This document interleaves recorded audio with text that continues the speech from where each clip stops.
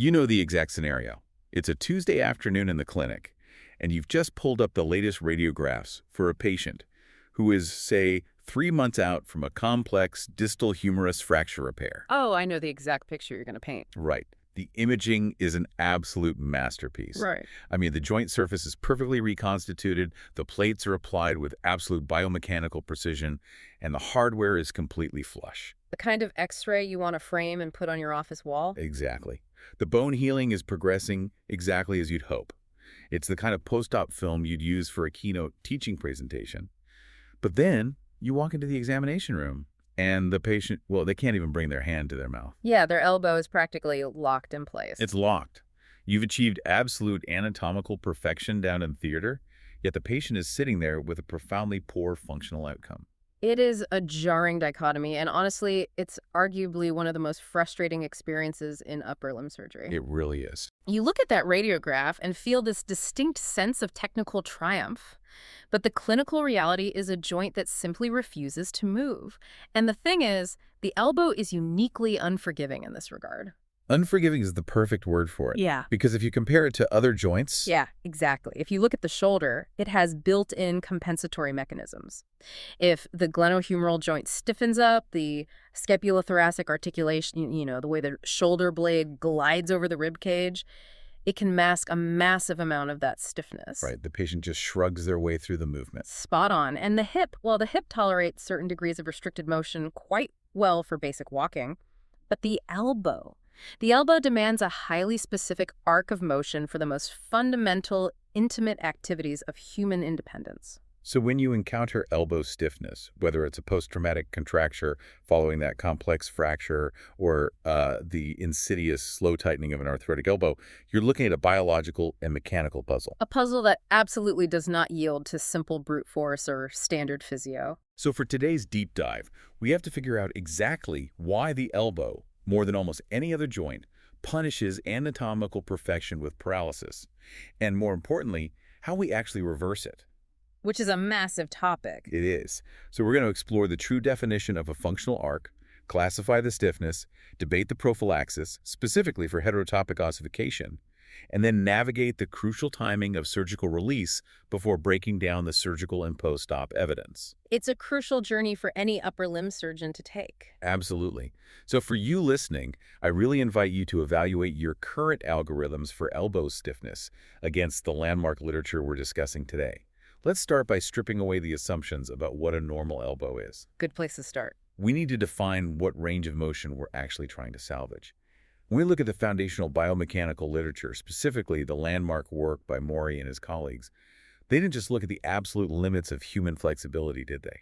No, they didn't. Mori's work completely shifted the paradigm because it moved us away from a purely anatomical goal to a strictly functional one. Which is what actually matters to the patient. Exactly. Through meticulous biomechanical evaluation, literally tracking the joint angles as patients performed basic daily tasks, they determined that the vast majority of activities of daily living require exactly a 100-degree arc of flexion and extension. Just 100 degrees. Just 100 degrees. Specifically, that's from 30 degrees of extension to 130 degrees of flexion. And on top of that, the forearm needs its own 100-degree arc of rotation. Right, the pronation and supination. Spot on. Split evenly into 50 degrees of pronation, which is turning the palm down, and 50 degrees of supination, turning the palm up. That 100-degree window is the magic number. But, 30 to 130 degrees feels somewhat arbitrary until you map it onto actual human behavior. It does sound like just numbers on a page. Yeah. If I'm assessing a patient in the clinic, I really need to distinguish between a statistical loss of motion, where the numbers simply don't match their uninjured left arm, and a true functional restriction that actually strips away their independence. And the clinical relevance of those specific numbers is tied directly to survival and hygiene. Hygiene especially. Yeah. A patient might naturally have a range of 0 to 150 degrees on their uninjured side.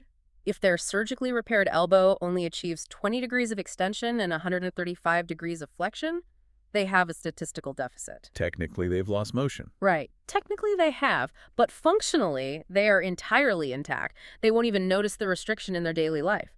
Now look at the extremes of Mori's arc. The 30 and the 130. Exactly. You need roughly 130 degrees of deep flexion to bring a fork to your mouth, to brush your teeth, or to wash your face. You need that terminal bend for personal grooming. Which is deeply personal. If you can't do that, you're disabled. Profoundly disabled. And conversely, you need extension up to at least 30 degrees to reach out and open a door, to hand a heavy object to someone across a table, or to perform basic bathroom hygiene. So if a patient is restricted to, say, 60 degrees of extension and 100 degrees of flexion, Then they are functionally devastated. They can't feed themselves normally, they can't manage their own dressing, and they lose their autonomy. it's like, I always think of this analogy. The elbow is like a finely tuned hinge on a vital door in your house. I like that. That door doesn't need to swing a full 180 degrees and hit the wall behind it, right? It just needs to open widely enough to clear the frame so you can walk through without having to turn sideways. If it clears the frame, it's functional. Exactly.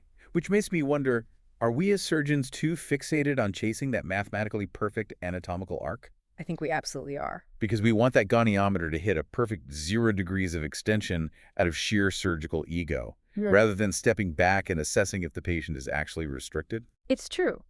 The pursuit of the pristine anatomical outcome is deeply ingrained in surgical training, and frankly, it often works against us in the elbow. How so? Well, chasing terminal extension, pushing aggressively for that final 10 degrees to get the arm perfectly straight, frequently leads to overly intense, painful physio.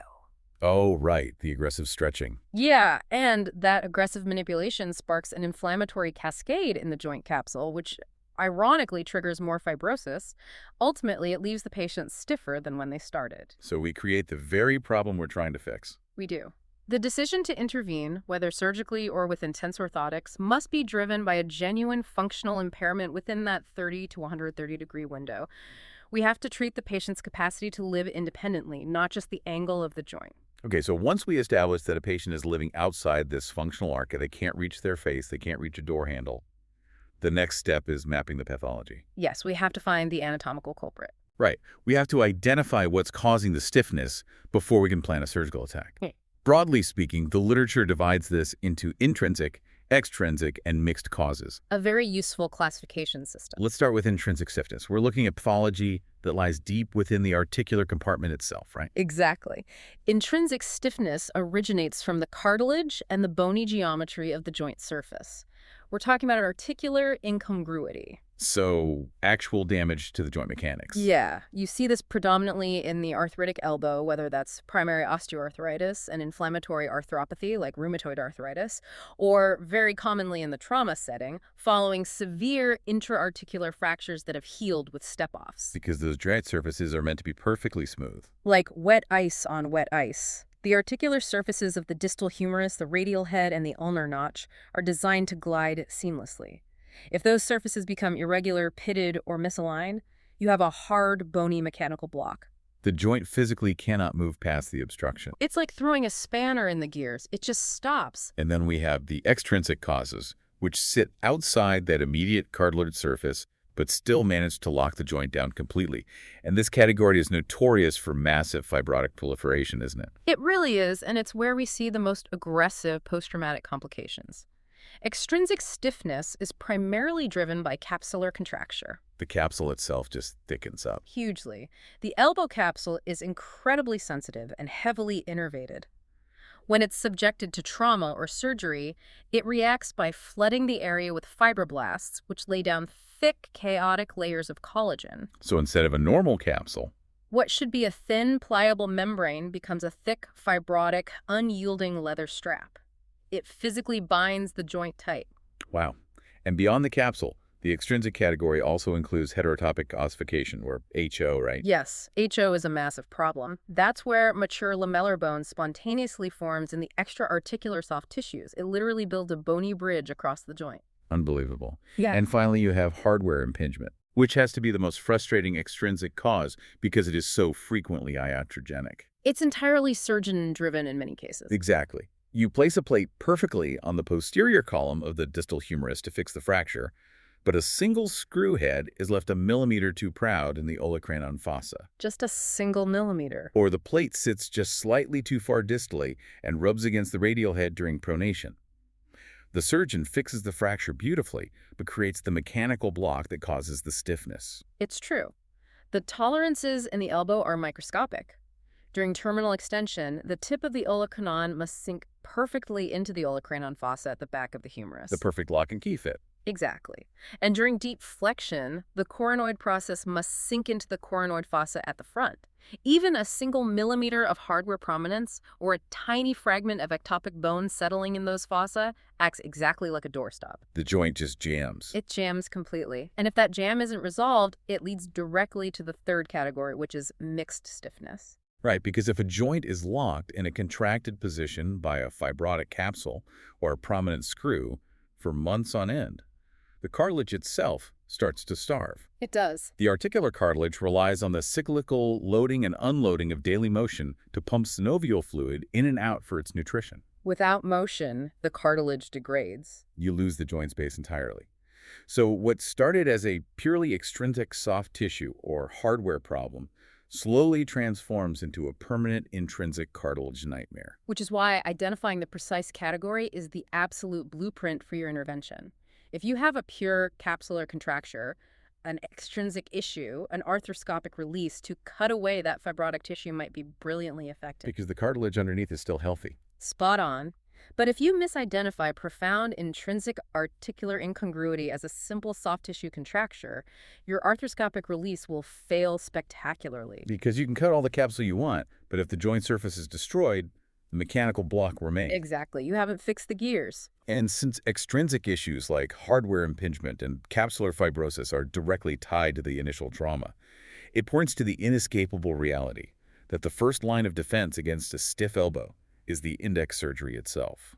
The initial trauma management is everything. We can't reverse a globally arthritic joint, but we can heavily influence the initial healing cascade of a traumatic fracture.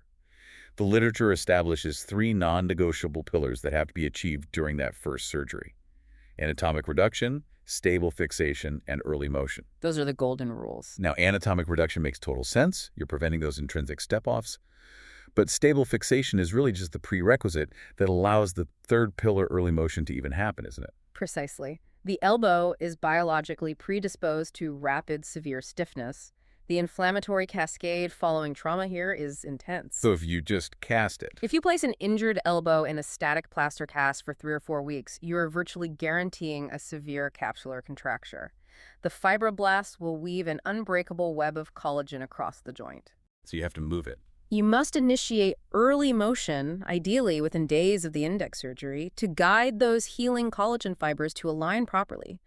However, you cannot subject a healing joint to the sheer stress of early motion if your fixation is tenuous. Because the screws will just pull out. Exactly. If you're dealing with a fragile osteoporotic distal humerus fracture and your plating construct isn't biomechanically robust, early motion will cause the fracture to displace.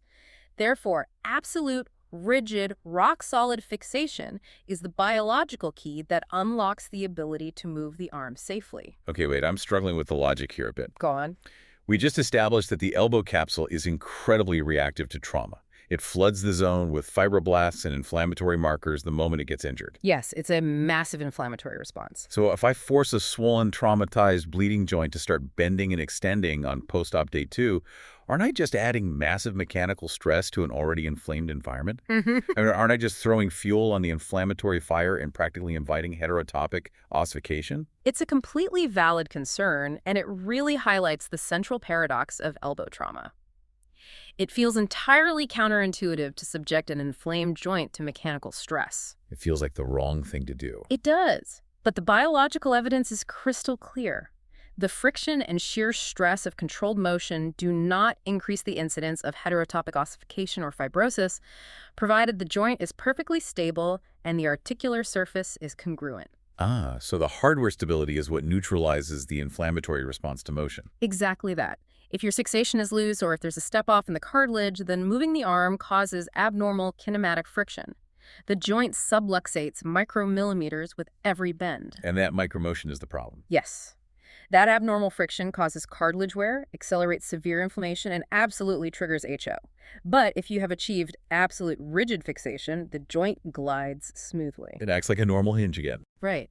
And the early motion actually serves to mechanically align the newly forming collagen fibers in a parallel functional orientation, preventing the chaotic cross-linked fibrosis that locks the joint down. Stable fixation makes the seemingly dangerous act of early motion entirely safe. That makes total sense when you frame it around the microscopic friction. Yeah. And speaking of heterotopic ossification, we need to look at how we chemically defend against it. We do, because it's a devastating complication. Because even with stable fixation, certain high-risk injuries like severe fracture dislocations, massive soft tissue crush injuries, or patients with concomitant head trauma are incredibly prone to forming this ectopic bone. Head trauma particularly seems to throw the biochemical signaling into overdrive. Right. So the landmark work by Marty and colleagues laid out the framework for HO prophylaxis, heavily debating the use of indomethacin versus radiation therapy. Let's break down the biology of indomethacin first. Let's do it. What is it actually doing at the cellular level to stop bone from growing in muscle tissue? Well, heterotopic ossification is driven by pluripotent mesenchymal stem cells. Pluripotent meaning they can turn into anything. Exactly. Just to ground that, these are essentially blank slate precursor cells that exist in the soft tissues. When massive trauma occurs, the body releases a flood of inflammatory cytokines, particularly prostaglandins. Which are the signaling molecules. Yes, in the elbow, this chemical soup mistakenly signals these blank slate stem cells to differentiate into osteoblasts, which are bone-forming cells right in the middle of the muscle or capsule. So the body thinks it's supposed to grow bone there. It gets confused by the trauma. Now, indomethacin is a potent non-steroidal anti-inflammatory drug, or NSAID. It works by directly inhibiting the cyclooxygenase enzymes, COX-1 and KOX-2. It blocks the pathway. Right. By blocking these enzymes, indomethacin shuts down the synthesis of those specific prostaglandins, effectively cutting the communication line. The stem cells never receive the signal to become bone. Okay, that sounds great in theory, but prescribing a heavy 6-week course of indomethacin in a multi-trauma patient carries massive systemic baggage. It is not a benign drug. You're exposing them to significant gastrointestinal bleeding risks, renal toxicity, and crucially for orthopedics, if we are systemically shutting down the prostaglandin pathways that trigger ectopic bone, aren't we also shutting down the pathways required for the actual fracture to heal? You are walking a razor-thin biological tightrope. It sounds terrifying. There is a vast amount of literature debating whether prolonged NSAID use causes non-union of the primary fracture. You're trying to selectively halt bone formation in the muscle while simultaneously praying the bone forms across the fracture gap. A very blunt instrument. It is a blunt instrument. So if indomethacin risks jeopardizing the fracture healing itself, we're left in a bit of a bind. We need something that stops bone formation locally without shutting down the body's systemic healing response. And that's exactly where the logic of localized radiation comes in. Let's talk about that. Radiation therapy is incredibly elegant in its local efficacy. A single low-dose fraction, typically around 700 centigrade, is administered precisely to the periarticular soft tissues within 24 to 72 hours postoperatively. So just the elbow gets irradiated? Just the elbow. This low-dose radiation directly alters the DNA of those rapidly dividing mesenchymal stem cells, effectively sterilizing them. Wow, so they just can't multiply? They lose the ability to differentiate into osteoblasts, but the effect is entirely localized to the radiation field. It completely bypasses the systemic gastrointestinal and renal risks of indomethacin. And it solves the compliance issue, doesn't it? Since it's a one-time treatment. Exactly. You don't have to worry about a patient forgetting their pills for 6 weeks. But the logistics of radiation are a nightmare. Oh, an absolute nightmare. Think about taking a patient who is perhaps 2 days out from a massive trauma surgery, possibly with external fixators, surgical drains, unstable vitals, and transporting them down to the oncology department to perfectly position their arm under a linear accelerator. It's incredibly complex to organize. Plus, there's always the theoretical risk of radiation-induced soft tissue necrosis or long-term oncogenesis, even at a low dose like 700 centigrade. The logistical hurdles are the primary reason radiation isn't the universal gold standard everywhere. You have to coordinate the trauma team and the radiation oncology team within a strict 72-hour window. And if you miss that window? If you miss it, the stem cells have already differentiated and the radiation is utterly useless. It requires a highly integrated hospital infrastructure that many places just don't have. Right. Okay, let's fast forward a bit. We perform the perfect index surgery. We get anatomic reduction, rigid fixation, we institute early motion, and we run a flawless prophylaxis protocol. The dream scenario. The dream. But biology is stubborn. Despite our best efforts, a percentage of these elbows will inevitably stiffen. They will. The capsule contracts, the functional arc is lost, and the patient is stuck. When that happens, the absolute most critical decision a surgeon makes is when to intervene surgically to release it. Timing is everything. And the literature, heavily informed by Ring and Jupiter, mandates a painfully strict timeline, the 3 to 6 month rule. This is where surgical discipline is tested to its absolute limit. Because the urge is to just get back in there and fix it. Of course it is. But you cannot simply operate on a stiff elbow as soon as the stiffness is identified. You must wait a minimum of 3 to 6 months. Why is that timeline so rigid? To understand why, we have to look at the cellular environment of the healing capsule. In the early post-traumatic phase, say weeks 4 through 12, the joint capsule is profoundly hyperemic. So massive blood flow. It's engorged with blood vessels, angry, thick, and packed with hyperactive fibroblasts, aggressively laying down type 3 collagen. Type 3 being the messy scar tissue. Exactly, the chaotic, disorganized scar tissue collagen. The joint is essentially an active biological furnace. And if you cut into that furnace too early... You pour petrol on the fire. Literally. Literally. If you intervene at 8 weeks and perform a beautiful, meticulous capsular release, the body interprets your scalpel as a second massive trauma. The hyperactive immune system instantly responds with a massive reactive flare. So they just scar down all over again. Worse than before. The fibroblasts go into overdrive, and within weeks, the patient heals with a recurrent capsular contracture that is almost universally thicker, denser, and more restrictive than the original stiffness. You reset the inflammatory clock to 0, but in a far more hostile environment. Okay, so you absolutely have to wait for the contraction to mature. What is happening biologically at that 6-month mark that makes surgery suddenly safe? Maturation is the physiological downregulation of that inflammatory state. Around 3 to 6 months, the hyperemia completely subsides. The blood vessels retreat. The furnace cools down. The furnace cools down. The hyperactive fibroblasts die off or go dormant. That thick, angry, red capsular tissue slowly remodels into a thin, white, relatively avascular, dense band of mature type I collagen. So it changes from an active process to just a mechanical tether. Exactly. It's no longer actively contracting, it's just mechanically tight. When you release a mature capsule, the tissue doesn't react with an inflammatory surge, it simply yields. Because the cells aren't primed to panic anymore. Spot on. And the same applies to heterotopic ossification. You must wait until the ectopic bone is fully mature. How do you know an HO is mature? It shows sharp, distinct cortical margins on a radiograph, and the serum alkaline phosphatase levels in the blood have completely normalized.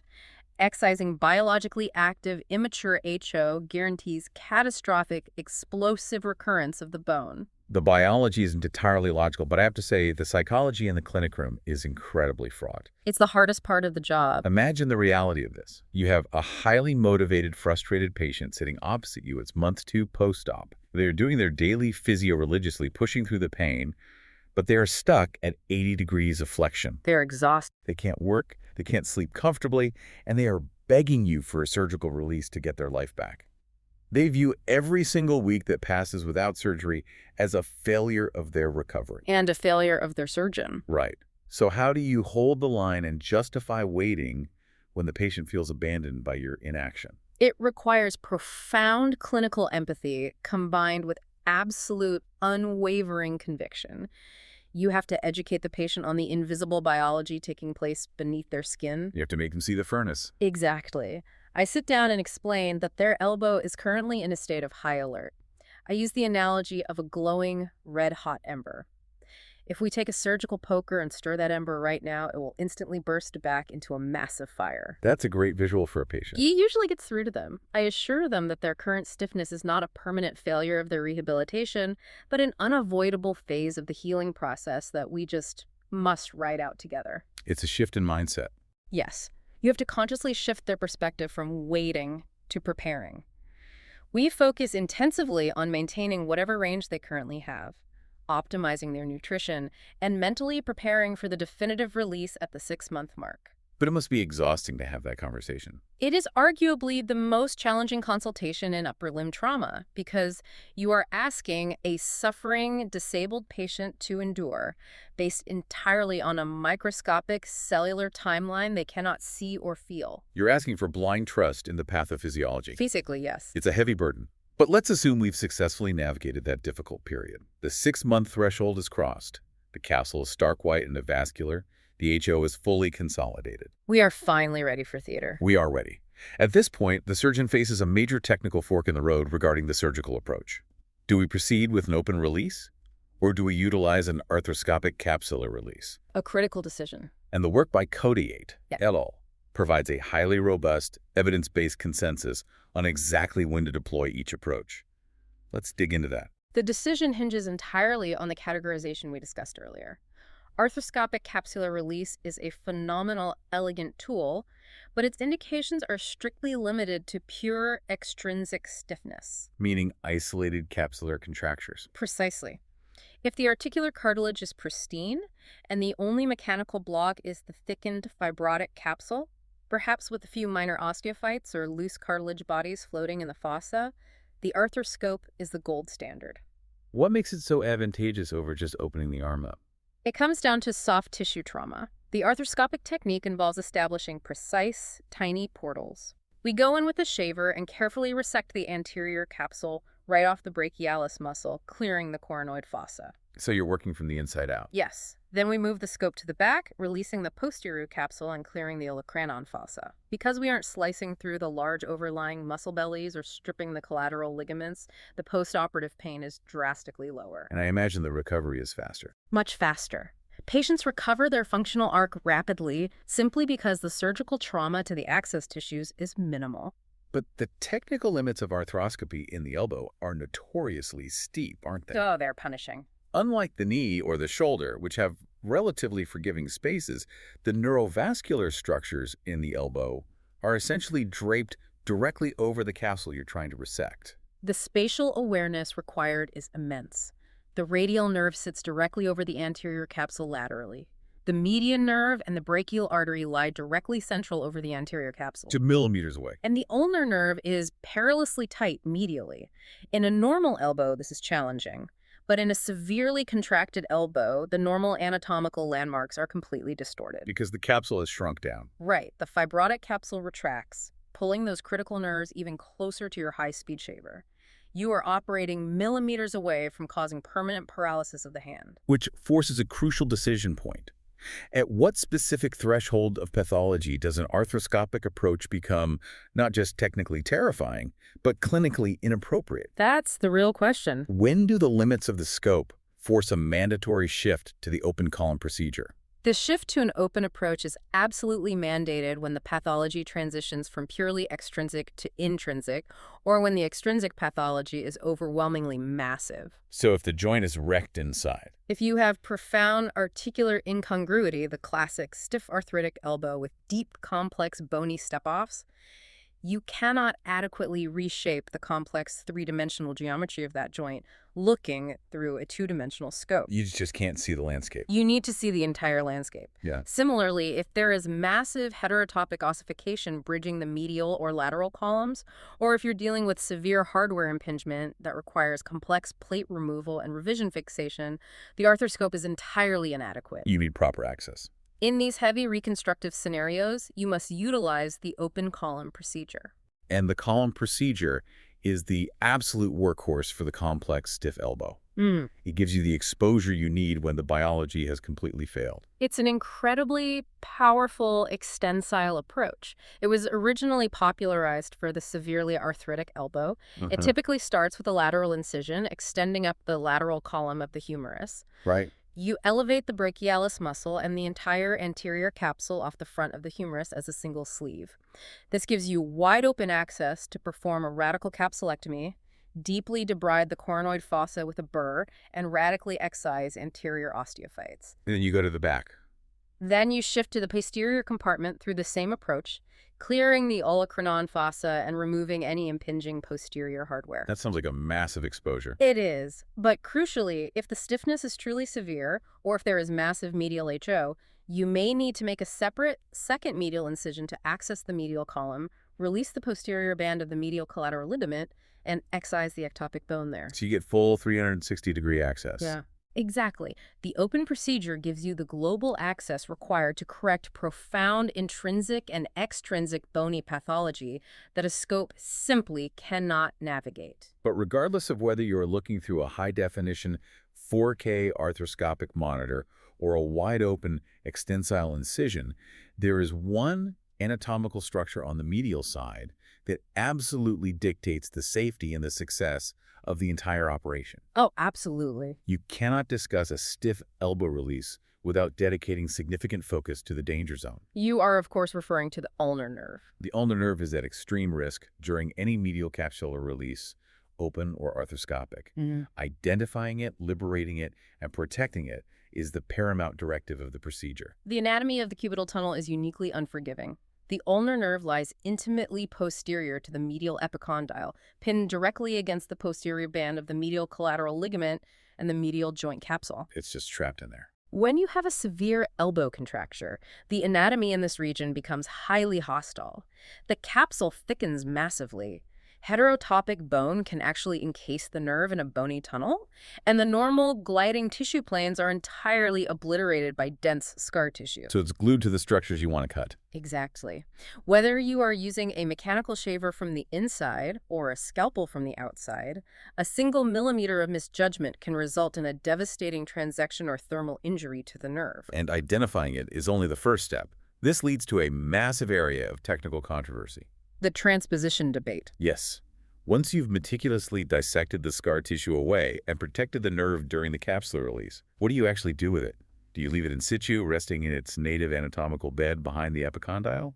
Or do you perform a routine transposition, moving it anteriorly to the front of the elbow? This is a debate that requires highly nuanced clinical judgment on the table. Leaving the nerve in situ is generally preferred if the nerve is healthy. Why is that the preference? It involves a thorough decompression, carefully releasing the cubital tunnel retinaculum and Osborn's fascia to ensure there are no tight bands compressing the nerve, but leaving the nerve exactly in its natural anatomical position. The massive biological advantage here is that you preserve the delicate, microscopic blood supply to the nerve, known as the vasa nervorum. Right. But if the posterior compartment is a massive bed of bleeding scar tissue, leaving the nerve there seems really risky. Transposition completely removes it from that hostile environment. It does. A transposition involves extensively mobilizing the nerve and physically moving it anterior to the medial epicondyle, laying it in a subcutaneous or submuscular pocket. You take it out of the scarred posterior bed. But there's a catch. There is. Transposing the nerve is not a benign procedure. Extensive mobilization aggressively strips those tiny valsa nervum blood vessels. You risk causing an ischemic injury to the nerve simply by moving it. So how do you decide? When does a severe medial contracture actually mandate an ulnar nerve transposition? When is leaving it in situ no longer a safe option? The decision almost always rests on the degree of preoperative contracture and the sheer amount of flexion you gain during the surgery. Okay, walk me through that. Imagine a patient who presents with an elbow locked rigidly at 90 degrees of flexion for the last 6 months. The ulnar nerve has physically accommodated to that specific shortened path. It has structurally shortened. It's literally shrunk. It has. Now, during your brilliant surgical release, you suddenly restore their flexion all the way to 140 degrees. Wow. In an instant, that nerve, which was perfectly comfortable at 90 degrees, is being stretched incredibly tightly across the bony prominence of the medial epicondyle as the elbow bends into deep terminal flexion. The nerve becomes the new mechanical block. Exactly. It's like it's a short wire on a newly unjammed hinge. While the door was stuck halfway open for 6 months, the wire had plenty of slack. But the moment you fix the hinge and swing the door completely open, that previously shortened wire is violently stretched beyond its structural limits. That is a perfect analogy. The tension either snaps the wire or completely cuts off its internal blood flow. That analogy perfectly illustrates the biomechanics of traction neuropathy. The nerve simply cannot stretch fast enough to accommodate the 50 degrees of new motion you just created in the operating theater. So what do you do on the table? Therefore, if you have achieved massive gains in flexion intraoperatively, you must physically test the nerve. You bend the elbow to 140 degrees and visually inspect the ulnar nerve. Just watch what it does. Yes.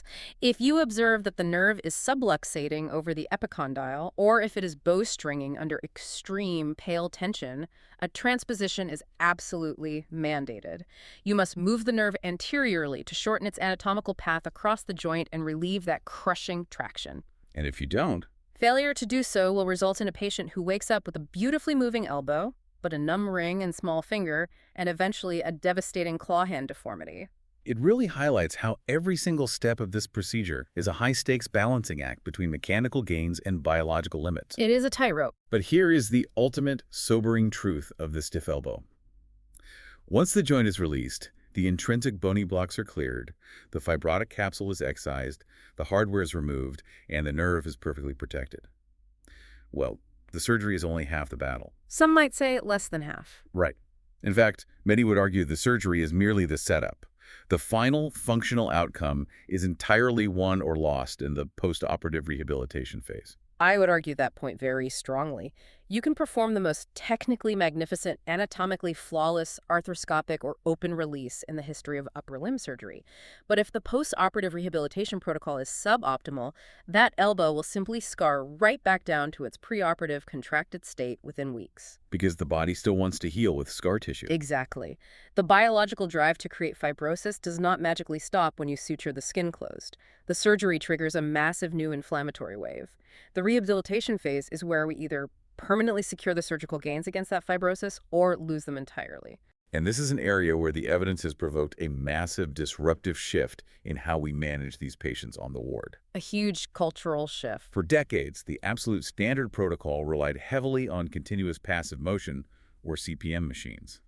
The patient woke up, their arm was strapped into a motorized brace, and it hummed away, bending the arm back and forth. It was almost a comfort blanket for surgeons. It was.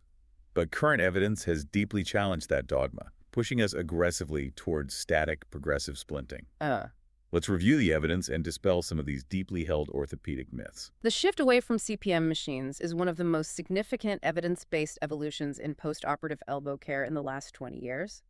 Historically, based on early animal models looking at articular cartilage healing in knees, CPM machines became ubiquitous. We just assumed it applied to the elbow. We did. The logical assumption was that constantly moving the joint would mechanically prevent adhesions from forming between the tissue layers. However, modern, high-quality clinical trials in human elbows have demonstrated that CPM machines have incredibly limited, if any, efficacy in actually maintaining the extreme limits of the functional arc gained during a surgical release. So they just don't work. In fact, current evidence shows that supervised, intensive, active physiotherapy paired meticulously with static progressive splinting is demonstrably far more effective at preventing recurrent contractures. We need to explain the physiological why behind this shift. Why does the repetitive, continuous motion of a motorized CPM machine fail to maintain the range, while the sustained, rigid stretch of static progressive splinting succeeds? It comes down to the fundamental viscoelastic properties of collagenous tissue, specifically how the healing joint capsule responds to mechanical load. Okay. A CPM machine moves the arm back and forth continuously, but because it must be tolerable for hours, it rarely pushes into the absolute painful terminal limits of the arc. It just stays in the safe zone. Exactly. It moves smoothly through the easy middle range. The newly forming collagen fibers don't experience the necessary microscopic stress to remodel and elongate. They simply glide past each other. Right. In contrast, static progressive splinting relies on the powerful physiological principles of stress relaxation and tissue creep. Let's define those two terms clearly, because they are the absolute mechanical secrets to successful soft tissue rehab. Gladly. Tissue creep is the gradual, permanent elongation of a biological tissue when it is subjected to a constant, sustained, low-load stretch over a prolonged period. Like stretching a thick rubber band slowly until it stays long. Exactly. And stress relaxation is the parallel phenomenon where, over time, the tissue requires less and less force to maintain that newly stretched length. How does a splint actually achieve that? A static progressive splint, such as a custom-molded turnbuckle orthosis, places the elbow at the absolute maximum tolerable limit of its current extension or flexion. The patient dials in the tension until they feel a deep stretch, and then the splint holds the joint rigidly static in that exact position for an extended period, often 30 to 60 minutes, multiple times a day. So instead of waving the arm back and forth, you're locking it at the absolute threshold of its stiffness. What does that do to the cells? This sustained static load fundamentally alters the mechanotransduction pathways of the local fibroblasts. The constant tension forces the newly forming collagen crosslinks to physically break and reform in a parallel, elongated pattern rather than a chaotic, contracted knot. Wow. The CPM machine just gently exercises the joint. The static progressive splint physically and structurally remodels the cellular architecture of the capsule. It's a profound difference in biomechanical application. But we have to acknowledge how incredibly hard it is to break old comforting habits in hospital wards. It's like turning a battleship. It really is. CPM machines have been a staple for decades. Surgeons like seeing the arm moving immediately post-op. It feels like progress. Transitioning an entire department's protocol from the comforting automated hum of a CPM machine to the rigorous, patient-driven, and often highly uncomfortable reality of static progressive splinting is a massive cultural undertaking. It faces a lot of resistance. It's a crucial update for senior practitioners who might still be prescribing CPM simply out of sheer muscle memory. It is a difficult paradigm shift to execute because static progressive splinting places a massive demand on patient compliance and psychological resilience. Because it hurts. Yes. The patient isn't passively lying in a machine. They must actively manage the turnbuckle dial. They must endure the deep, aching discomfort of the sustained tissue stretch, and they must religiously alternate between flexion and extension splinting protocols throughout the day and night. It's almost a full-time job for the patient. It requires intensive preoperative education, massive psychological support, and daily guidance from a highly skilled upper limb therapist. But the clinical data is unequivocal. If you want to maintain the functional arc you fought so hard to achieve in theater, abandoning the CPM and mastering static progressive splinting is the required evidence-based tool. We've covered an immense amount of ground today, navigating the complete, complex life cycle of the stiff elbow. Let's distill this entire deep dive down into the absolute core clinical pearls, the non-negotiable takeaways from the landmark literature we've discussed today. Let's summarize. Pearl number 1. Prevention is the ultimate prophylaxis. The battle against stiffness is won or lost at the index surgery. Anatomic reduction of the joint surface, rigid, stable fixation of the hardware, and immediate controlled early motion are your best, most powerful defenses against the fibrotic cascade. Excellent. Pearl number 2. Patience is not just a virtue. It is a mandatory biological discipline. You must respect the 3 to 6 month rule. Do not stir the ember. Do not stir the ember. Premature surgical intervention during the active hyperemic inflammatory phase virtually guarantees a massive reactive flare and recurrent, often catastrophic, stiffness. You must wait for the inflammatory ember to die out and the capsular contracture to fully mature. Pearl number 3. The medial side is the absolute danger zone. The ulnar nerve must be meticulously identified, liberated, and protected during any medial capsular release. And crucially, you must physically test its tension and be prepared to perform an anterior transposition if your newly gained flexion arc places that nerve under dangerous ischemic stretch. Protect the nerve at all costs. And pearl number 4. Abandon the routine historical use of continuous passive motion machines in favor of static progressive splinting. Embrace the viscoelastic physiology of tissue creep and sustained stretch to structurally remodel the healing collagen and lock in your intraoperative gains. Those 4 principles provide a rigid, evidence-based framework for tackling one of orthopedics' most unforgiving and frustrating complications. But before we finish, let's look to the horizon. What's next? We discussed the distinct indications for arthroscopic versus open release. As our arthroscopic techniques, our high-definition instrumentation, and our 3D visualization technologies become infinitely more refined, will the open column procedure eventually become a relic, a historical footnote in upper limb surgery? Yeah. Or will the complex biology and profound mechanical derangement of the true end-stage stiff arthritic elbow always require an open mechanical solution? It's a fascinating debate, really. The envelope of what we can achieve with arthroscopy is constantly expanding. We are routinely doing complex capsular work with a scope today that would have been considered entirely impossible or even downright reckless a decade ago. Got it. But I firmly believe there is a hard biological floor to what minimally invasive surgery can achieve in this specific joint. When you are confronted with a massive heterotopic bone bridging the columns, or a completely obliterated, cratered articular surface, the sheer volume of three-dimensional reconstructive work required demands an open, extensile approach to safely access and correct the deformity. The scope just can't handle it. I suspect the open column procedure will remain a permanently necessary, albeit less frequently deployed, weapon in our arsenal for the most extreme, destructive pathology. It's a technical evolution that will undoubtedly shape the next decade of upper limb trauma surgery, and we will continue to watch that space closely.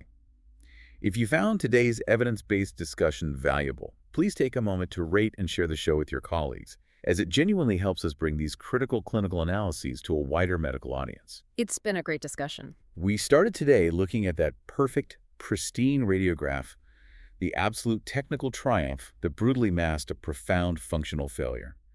The goal of everything we've broken down today, from the fundamental biomechanics of Mori's functional arc to the strict adherence to the 6-month cellular timeline, is to ensure that the beauty of your postoperative X-ray is finally predictably matched by the reality of your patient's independence.